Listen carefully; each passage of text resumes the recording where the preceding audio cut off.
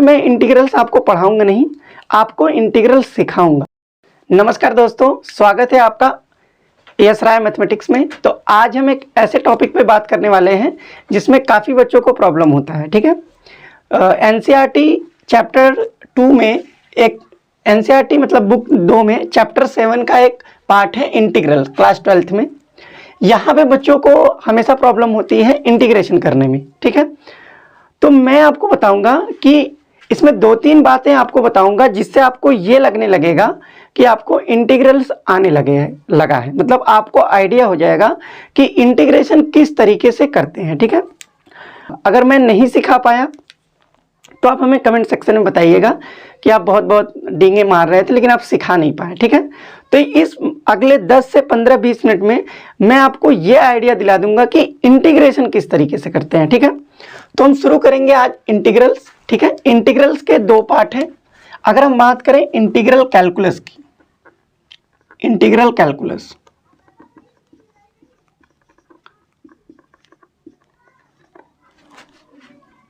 अगर हम integral calculus की बात करें तो इसमें 2 टॉपिक आते हैं। एक टॉपिक तो हमारा है डिफिनिट इंटीग्रल्स, दूसरा टॉपिक है इनडिफिनिट इंटीग्रल्स। एक है हमारा डिफिनिट इंटीग्रल, या इसको पहले बता देते हैं इनडिफिनिट। इनडिफिनिट इंटीग्रल, और दूसरा हमारे पास है डिफिनिट इंटीग्रल।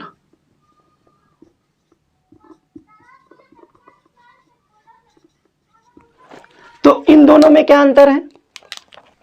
इनडिफिनिट इंटीग्रल किसको बोलेंगे और डिफिनिट इंटीग्रल किसको बोलेंगे? और इनडिफिनिट इंटीग्रल और डिफिनिट इंटीग्रल दोनों मिलाकर कहलाते हैं हमारे इंटीग्रल कैलकुलस कहलाते हैं। ठीक है, मैं आपके सामने एक एग्जांपल लिखता हूं। एग्जांपल ये है कि y बराबर हमारे पास है log x, और मैं कह रहा हूं कि आप इसको डिफरेंशिएट करिए। अगर मैं इसको डिफरेंशिएट करता हूं दोनों साइड x के रिस्पेक्ट में, तो ये हमको मिलेगा dy अपॉन में dx, ये हो जाएगा 1/x, और dx को मैं उधर भेज दूं तो dy बराबर 1/x इंटू dx। अब मैं क्या कर रहा हूं कि इसको इंटीग्रेट कर रहा हूं, दोनों साइड को क्या कर रहा हूं, इंटीग्रेट। तो ये हमारा हो जाएगा इंटीग्रेशन ऑफ dy, ये हो जाएगा हमारा integration of dx, 1/x dx। अब समझिए, dy का इंटीग्रेशन आपका y होगा और 1/x का इंटीग्रेशन आपका log x होगा प्लस c। ठीक है, अच्छा dy का y कैसे हुआ है ये आगे मैं आपको बता दूंगा। 1/x का इंटीग्रेशन log x होता है, ये फार्मूला ये भी मैं आपको बता दूंगा। c क्या है? इंटीग्रेशन कांस्टेंट है। क्या रिप्रेजेंट करता है? फैमिली ऑफ कर्व को रिप्रेजेंट करेगा। ठीक है, मतलब कि फैमिली ऑफ इंटीग्रल्स को रिप्रेजेंट करता है। c की वैल्यू अलग अलग रखेंगे तो इंटीग्रल हमारा अलग अलग आएगा। ठीक है, इसको आर्बिट्रेरी कांस्टेंट बोलते हैं।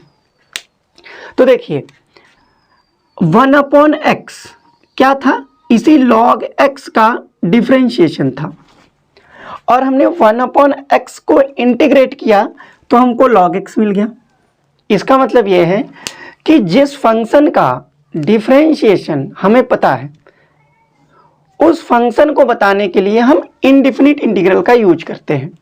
मतलब कि जो फंक्शन गिवन है वो एक आपका डिफरेंशिएशन है। ठीक है, मतलब जैसे 1/x अगर गिवन है तो ये किसी फंक्शन का डिफरेंशिएशन है, और उसी फंक्शन को हम बताने के लिए इनडिफिनिट इंटीग्रल का यूज करेंगे।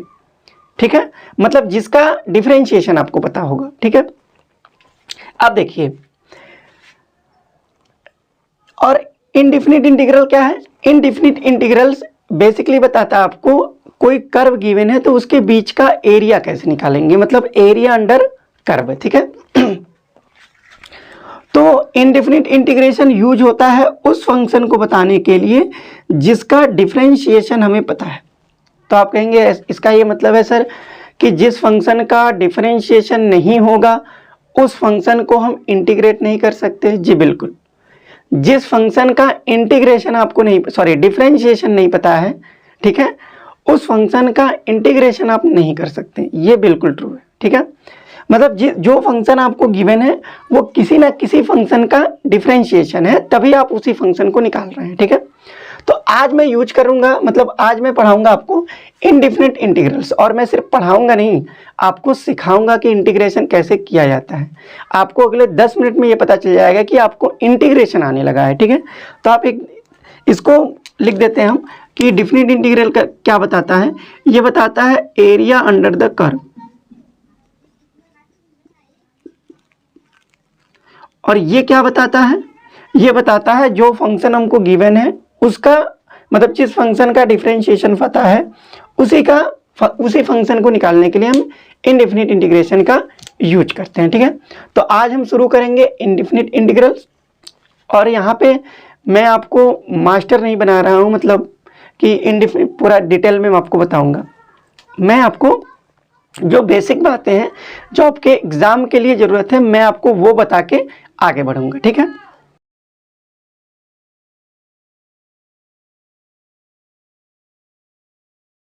तो आप हेडिंग लगा लेंगे इनडेफिनिट इंटीग्रल्स। ठीक है,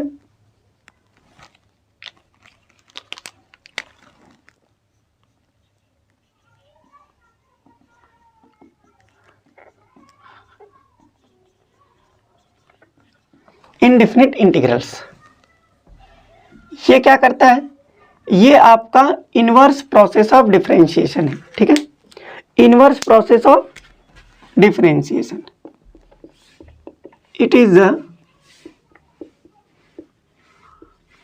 inverse process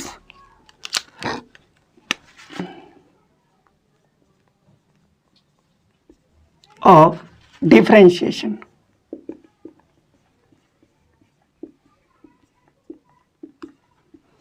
इसको और नाम से भी जानते हैं, it is also known as anti derivatives या एंटी डिफरेंशिएशन, एंटी डेरिवेटिव बोल सकते हैं, एंटी डेरिवेटिव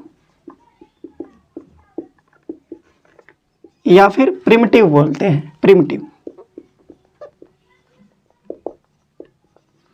ठीक है, तो ये क्या है, आपका डिफरेंशिएशन का इनवर्स प्रोसेस है, मतलब जो फंक्शन हमको गिवन है डिफरेंशिएशन के रूप में, उसी फंक्शन को बताने के लिए हम डिफरेंशिएशन करेंगे, और एंटी डेरिवेटिव बोलते हैं या फिर प्रिमिटिव बोलते हैं।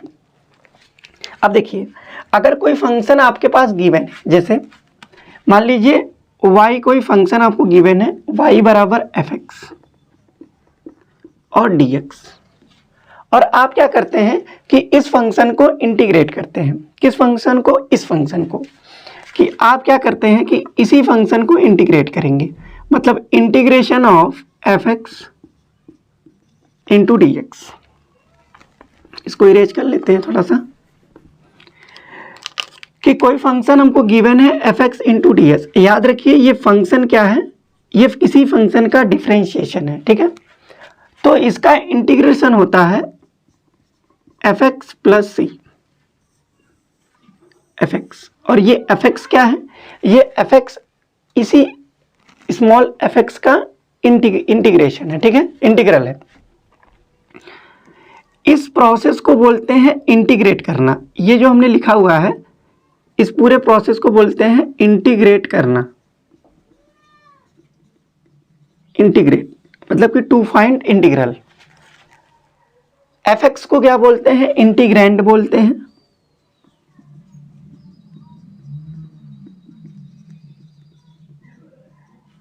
और dx को क्या बोलते हैं, वेरिएबल ऑफ इंटीग्रेशन।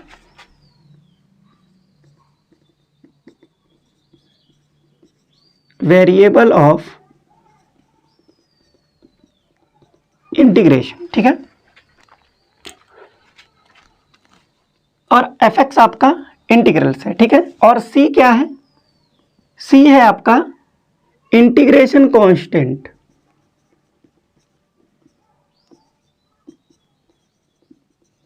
और ये क्या रिप्रेजेंट करता है, ये आपको फैमिली ऑफ इंटीग्रल्स को रिप्रेजेंट करेगा, फैमिली ऑफ इंटीग्रल्स। ठीक है, तो इस पूरे प्रोसेस को मतलब कि इंटीग्रल निकालने को बोलते हैं इंटीग्रेट करना, टू फाइंड इंटीग्रेट। एफ को इंटीग्रैंड बोलेंगे, डी को वेरिएबल ऑफ इंटीग्रेशन बोलेंगे, और सी को इंटीग्रेशन कांस्टेंट बोलते हैं, जो किसको रिप्रेजेंट करता है, फैमिली ऑफ इंटीग्रल को रिप्रेजेंट करेगा। मतलब कि अलग अलग हम सी की वैल्यू रखेंगे तो हमको अलग अलग फंक्शन मिलेगा। ठीक है, अब आपके सामने कुछ फार्मूले लिखे जाएंगे जिसके हेल्प से हम इंटीग्रेशन को करेंगे। ठीक है, तो मैं कुछ फार्मूले आपको लिख रहा हूं जिसको आपको याद करना पड़ेगा।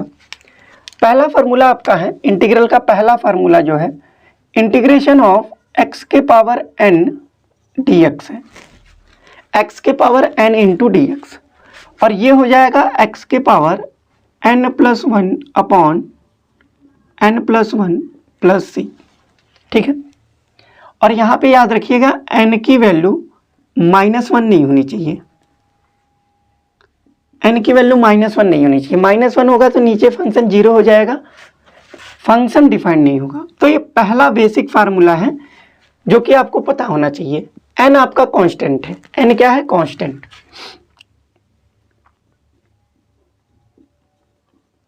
ठीक है, मैक्सिमम ये यूज होगा आपका, पहला फार्मूला ये। दूसरा फार्मूला क्या है कि जिसका डिफरेंशिएशन आप पढ़े थे, जिस फंक्शन का डिफरेंशिएशन पढ़े थे, वो उस फंक्शन का हमको इंटीग्रल निकालना है। जैसे इंटीग्रेशन ऑफ 1/x dx क्या हो जाएगा, log mod x प्लस सी, ये हो जाएगा। तीसरा हम बात करें इंटीग्रेशन ऑफ e⁻x dx, ये क्या हो जाएगा, ये हो जाएगा e⁻x प्लस सी। चौथा अगर हम बात करें कि 1/x हो गया, e⁻x हो गया। साइन x की अगर हम बात करें, साइन x dx, तो ये क्या हो जाएगा, -cos x प्लस सी होगा। अगर हम cos x की बात करें, integration of cos x dx क्या होगा, तो ये हमारा हो जाएगा sin x प्लस सी। ठीक है, अगर हम बात करें integration of sec² x dx क्या होगा, तो ये हो जाएगा tan x। और अगर हम बात करें integration of cosec² x dx क्या होगा, तो ये आपका हो जाएगा -cot x प्लस सी। और इंटीग्रेशन ऑफ आपका sec x tan x क्या होगा, sec x tan x, ये आपका हो जाएगा sec x प्लस सी। और integration of cosec x cot x क्या होगा, ये आपका हो जाएगा -cosec x प्लस सी। ठीक है, और जो इनवर्स आप पढ़े हैं कि integration of dx upon 1 + x² क्या होगा, तो ये आपका tan इनवर्स x प्लस सी होगा। और integration of dx upon √1 - x² क्या होगा, sin इनवर्स x प्लस सी होगा। ठीक है, ये कुछ आपके बेसिक फार्मूले हैं जो आपको पता होना चाहिए इंटीग्रेशन करते समय। आपने देखा होगा यहाँ पे हमने साइन लिखा है, कॉस लिखा है, sec² लिखा है, tan cot नहीं लिखा है। ठीक है, सेक कोसेक नहीं लिखा है कि इंटीग्रेशन ऑफ sec x क्या होगा, इंटीग्रेशन ऑफ कोसेक x क्या होगा, इंटीग्रेशन ऑफ tan x क्या होगा, इंटीग्रेशन ऑफ cot x क्या होगा। तो वो अलग तरीके से निकाला जाता है जो कि हम लोग आगे पढ़ेंगे। फिलहाल में आपके पास ये इतने फार्मूले हैं, जो कि हमारे पास कितने हो गए, 12 फार्मूले हो गए, 12 फार्मूले हो गए, जिसकी हेल्प से मैं आपको ये सिखा दूंगा कि इंटीग्रेशन किस तरीके से करते हैं। ठीक है, इन्हीं बेसिक फार्मूलों का यूज करके मैं आपको ये बताऊंगा कि इंटीग्रेशन कैसे करते हैं, ये आपका इंपॉर्टेंट है। ठीक है, आप एक बार नोट कर लीजिए, उसके बाद हम शुरू करते हैं। ठीक है,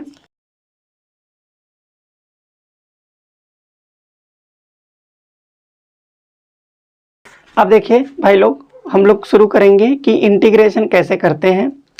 जो मैंने आपको फार्मूला बताया, 12 फार्मूले जो थे, उन्हीं के यूज से अब मैं आपको ये सिखाऊंगा कि इंटीग्रेशन स्टार्ट कैसे करते हैं, आपको सोचना क्या है। अगर इंटीग्रेशन का क्वेश्चन आपके पास है तो आप इनिशियली क्या सोचेंगे कि वो क्वेश्चन सॉल्व हो जाए, ठीक है, उसके बारे में हम बातचीत करेंगे। उसके पहले आप एक चीज ये समझ लीजिए कि अगर integration of k into F x है और ये dx है तो ये हो जाएगा हमारा k बाहर आ जाएगा, integration of F x into D x हो जाएगा, ये याद रखिए। दूसरा ये है कि इंटीग्रेशन में अगर आपके पास लिखा है F X plus minus G X plus minus H X dot dot dot और ये डी एक्स, तो ये आपका अलग अलग इंटीग्रेट हो जाएगा, integration of F X D X plus minus integration of G X D X plus minus integration of H X D X plus minus dot dot, ठीक है। ये आपके दो फार्मूले हैं, आप इसको देख लीजिए, ठीक है। इसके बाद मैं क्वेश्चन लिखूंगा, आपको बताऊंगा कि कैसे किया जाता है, तो इन्हीं फार्मूले का यूज करेंगे। एक बात आप ये भी लिख लीजिए कि अगर आप डिफरेंशिएशन करते हैं D D x of F x, फिर आप इसको इंटीग्रेट कर देंगे, ठीक है, तो ये हमारे पास आ जाएगा यही एफ एक्स प्लस सी, ये फंक्शन ही आ जाएगा मेरे पास, जो फंक्शन हमको गिवन है, ठीक है। तो ये तीन बातें हैं जिससे हम क्या करेंगे, इंटीग्रेशन को यूज करेंगे। अब मैं इसको इरेज करता हूँ और आपको वो बात बताने जा रहा हूँ जिससे इंटीग्रेशन सॉल्व होगा। ध्यान से समझिए, मैं आपको वो बात बताने वाला हूं जिससे आप इंटीग्रेशन सोचेंगे कि किस तरीके से इंटीग्रेशन करते हैं। तो पहली बात है भाई, फर्स्ट बात लिख देते हैं, ठीक है, हिंदी में ही लिखेंगे। क्या बात है? बात यह है कि इंटीग्रेशन में कोई फंक्शन डिवाइड में नहीं होना चाहिए। अब बोलेंगे ये सर क्या बेवकूफ़ बना रहे हैं, तो ये इंपॉर्टेंट बात है, इंटीग्रेशन का मोस्ट इंपॉर्टेंट बात है। इसी बात से आपका क्वेश्चन लग जाएगा। पहली बात क्या है कि इंटीग्रेशन में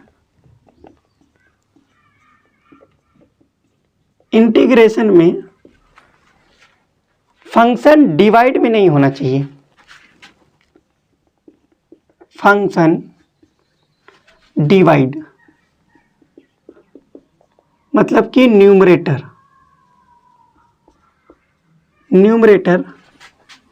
में नहीं होना चाहिए।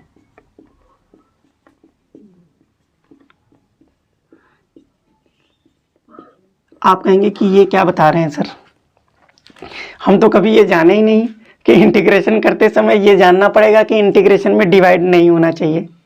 तो जी बिल्कुल, आपको ये पहले पता होना चाहिए। पहली बात यही है कि इंटीग्रेशन में आपका डिवाइड मतलब फंक्शन न्यूमरेटर में नहीं होना चाहिए, क्योंकि इंटीग्रेशन में डिवाइड डिफाइंड नहीं है।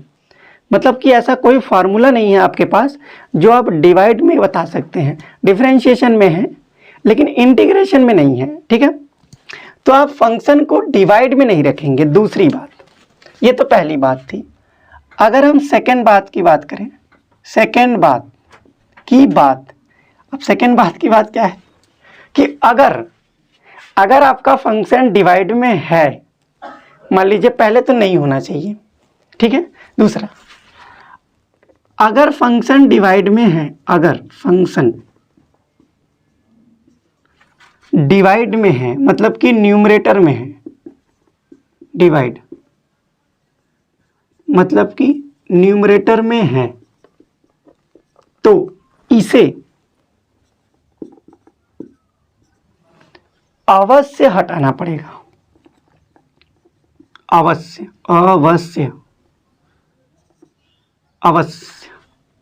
मतलब कि मस्ट है,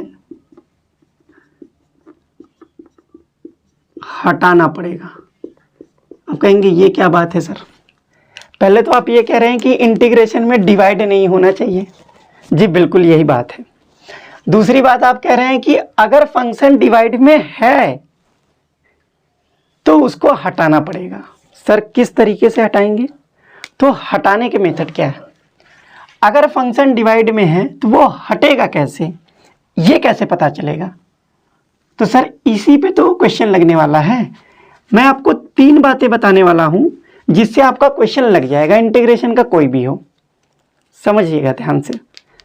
पहली बात यह है कि कैसे हटाएंगे, तो सर सॉल्व करके हटाएंगे।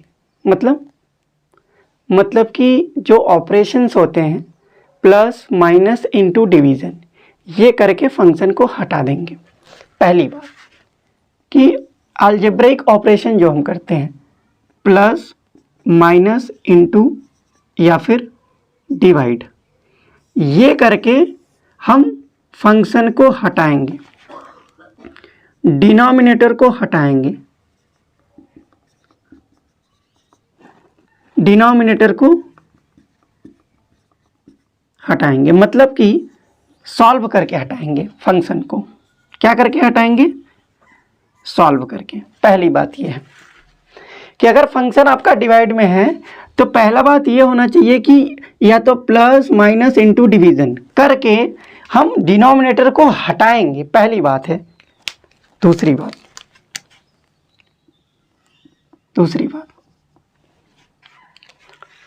फार्मूला यूज करके हम डिवाइड को हटाएंगे, फार्मूला यूज करके।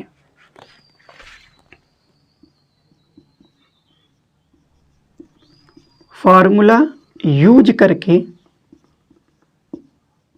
हटाएंगे। किसको हटाएंगे? जो फंक्शन हमारे पास डिवाइड में है। दूसरी बात है ये। पहली बात तो क्या होना चाहिए कि प्लस माइनस इनटू डिवीजन से अगर हट रहा है तो हटा देंगे, नहीं तो फार्मूला यूज करके हटाएंगे।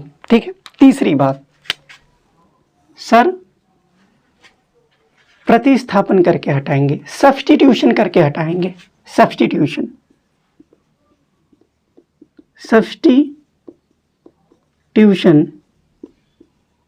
करके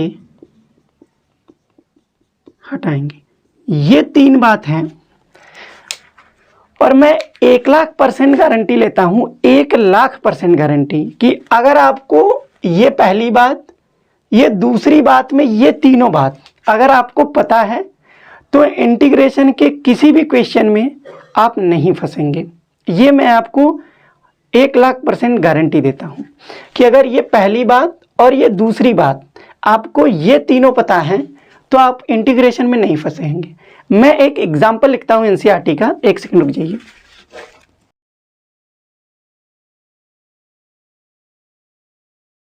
एग्जाम्पल है एग्जाम्पल नंबर 2। एग्जाम्पल नंबर 2 में लिखा है फाइंड द इंटीग्रल,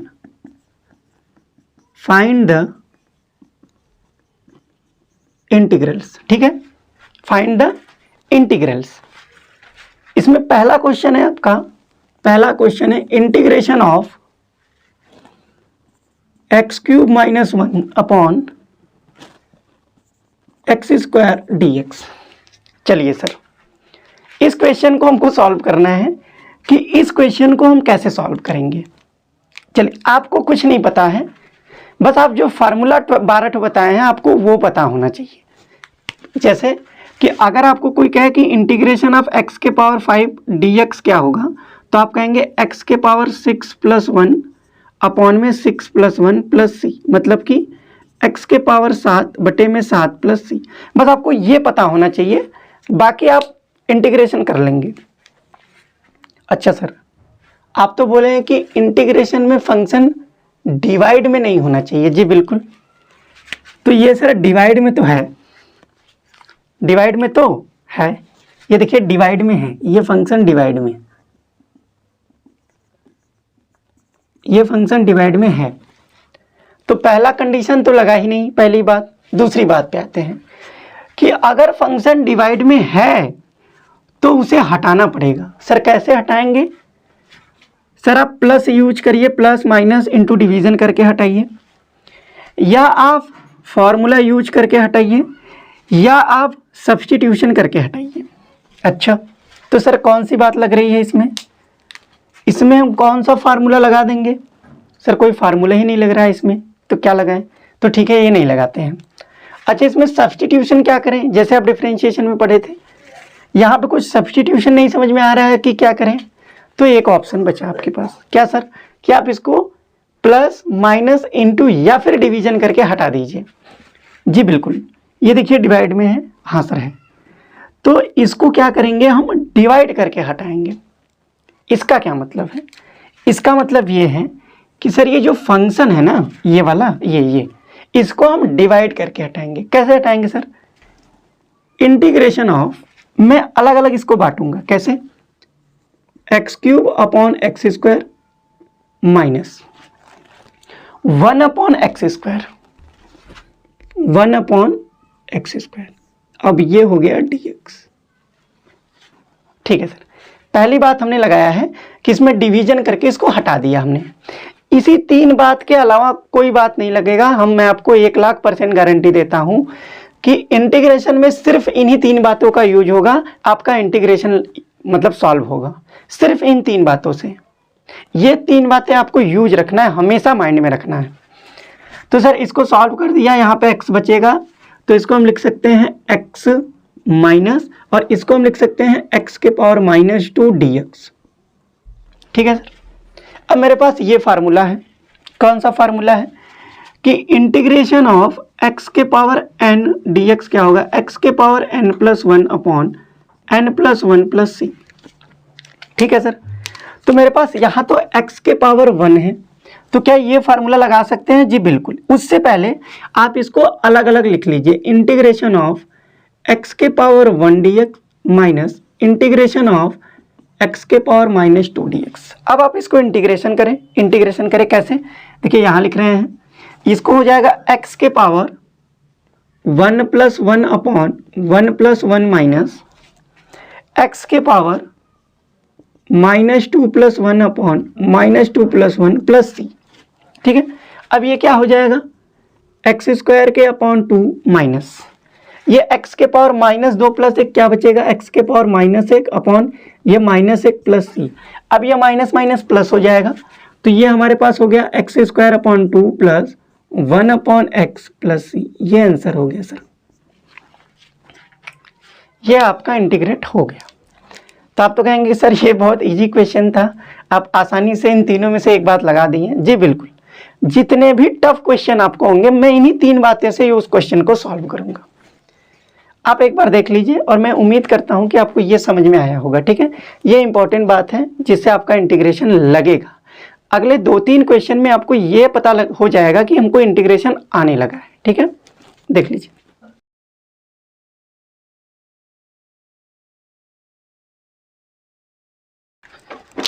मैं आपको इंटीग्रेशन बहुत बेसिक से पढ़ाऊंगा, पूरे फार्मूले को कैसे यूज करते हैं वो भी बताऊंगा।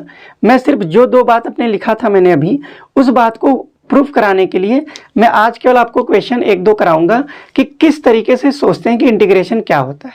नेक्स्ट वीडियो में मैं आपको पूरा बेसिक से पूरा डिटेल से समझाऊंगा। तो एक क्वेश्चन मैं अभी और लिख रहा हूं जिसको मैं आपको बताऊंगा कि कैसे किया जाता है। ये आपका एग्जाम्पल नंबर 3 का क्वेश्चन नंबर 3 है। क्वेश्चन क्या है कि integration of 1 - sin x upon में cos² x dx क्या होगा। ध्यान से समझिए, integration of 1 - sin x upon cos² x dx क्या होगा। तो पहली बात मैंने आपको बताया कि सर इंटीग्रेशन में डिवाइड नहीं होना चाहिए। जी बिल्कुल नहीं होना चाहिए। तो सर ये तो है, ये तो आपका डिवाइड में है, हाँ तो है तो ठीक है। अगर डिवाइड में है तो सर उसको हटाना पड़ेगा। जी बिल्कुल हटाएंगे। कैसे हटाएंगे, इस तरीके से हटाएंगे कि जैसे वो फंक्शन हमारा सॉल्व हो जाए। क्या इसमें ये कर सकते हैं कि सब्स्टिट्यूशन कर सकते हैं, देखते हैं एक बार। cos x को सब्स्टिट्यूट करेंगे तो sin x आएगा, लेकिन ये 1 - sin x है तो सब्स्टिट्यूशन तो नहीं होगा। अच्छा, क्या इसमें कोई फार्मूला यूज कर सकते हैं। जी सर, आप बोलेंगे कर सकते हैं कि आप cos² x को लिखिए 1 - sin² x, और 1 - sin² x को आप लिखिए 1 + sin x × 1 - sin x। ठीक है, देखिए हम करके बता देते हैं आपको। आप ये सोच रहे हैं कि 1 - sin x, और मैं cos² x को लिखता हूँ 1 - sin² x dx, और फिर आप कहेंगे सर 1 को ऐसे लिख दिया, फिर ए स्क्वायर माइनस बी स्क्वायर का फार्मूला लगाया upon 1 plus sine x into 1 minus sine x D x. तो सर कहेंगे कि आप ये कटा दिए, फिर आपके पास बचा डी एक्स बटे 1 प्लस साइन एक्स। अब यहाँ फंस गए आप। आपके सर ये तो थोड़ा इजी लग रहा था देखने में, ये तो और पता नहीं क्या आ गया कि इसको कैसे इंटीग्रेट करेंगे। तो यहाँ सर दो बातें फेल हो गई हैं मेरी। कौन सी? कि सर आप इंटीग्रेशन सब्स्टिट्यूशन नहीं कर सकते इस क्वेश्चन में। हाँ जी, बिल्कुल नहीं कर सकते। दूसरा, आप इसका फार्मूला लगा के सॉल्व नहीं कर सकते। जी बिल्कुल, ये भी नहीं कर सकते। तो क्या कर सकते हैं सर? पहली बात जो थी, या तो आप प्लस करिए, माइनस करिए, इनटू करिए या फिर डिवीजन करिए। तो सर इनटू प्लस यहाँ तो कुछ दिख नहीं रहा है हमको, तो क्या करें? तो सर आप डिवाइड कर लेना। आप क्या कर ले? डिवाइड कर ले। ये नहीं करना है, ये बिल्कुल नहीं करना है सर, आपको डिवाइड करना है। क्या डिवाइड करना है? देखिए बताते हैं। जो मैं आपको 3 बात बताया हूं, उसी 3 बात में क्वेश्चन लगाऊंगा। पूरे इंटीग्रेशन का, इस पूरे बुक का इंटीग्रेशन मैं उसी 3 बात में लगा दूंगा आपका। देखिए सर, आप क्या कह रहे हैं कि इसको आप अलग अलग कर दीजिए। जी बिल्कुल, 1 अपॉन कॉस स्क्वायर एक्स कर दिया माइनस, और इसको हमने लिख दिया साइन एक्स अपॉन में कॉस स्क्वायर एक्स लिख दिया। ठीक है, अभी भी सर ये डिवाइड में है। जी बिल्कुल डिवाइड में है। तो इंटीग्रोमेट्री को सॉल्व करते हैं। 1 upon cos square X sec square X होता है। जी सर आपने बिल्कुल कहा, ये सेक स्क्वायर एक्स होता है माइनस, इसको आप ये लिखें कि साइन एक्स अपॉन में cos x into 1 upon cos x. ठीक है, तो क्या बनेगा मेरा? ध्यान से देखिए सर, ये तो सेक स्क्वायर एक्स हो गया minus sine x upon cos x tan x होता है, और 1 अपॉन कॉस एक्स आपका सेक एक्स होता है। तो ये सर हमने लिख लिया इसको sec X into tan X, और ये हमारे पास हो गया डी एक्स। जी अब इसको आप अलग अलग कर लें कि sec square X D X minus integration of sec X tan X D x.